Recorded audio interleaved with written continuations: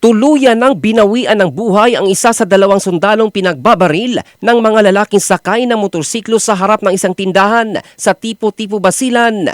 Araw ng Lunes, Enero 26, kinilala ang nasawi na si Private First Class Mark Anthony Libuon, miyembro ng 45th Infantry Battalion ng Philippine Army na nagtamo ng tama ng bala sa gilid ng kanyang ulo. Sugatan naman sa insidente ang kanyang kasama na si Private First Class Jumari Sadjail. Kapwa of duty ang dalawang sundalo nang sila ay pagbabarili ng mga sospek.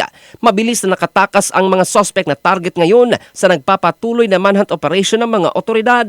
Batay sa ulat ng Basilan Provincial Police Office at Police Regional Office Bangsamoro Autonomous Region, kakabili lang umano ng mga pagkain ang dalawang sundalo sa isang tindahan sa Sitio Crossing, Baguindan, Barangay Tipo-Tipo proper, nang dumating ang dalawang lalaking magkaangkas sa motorsiklo at agad silang pinaputukan habang paalis na ang mga biktima upang bumalik sa kanilang command post.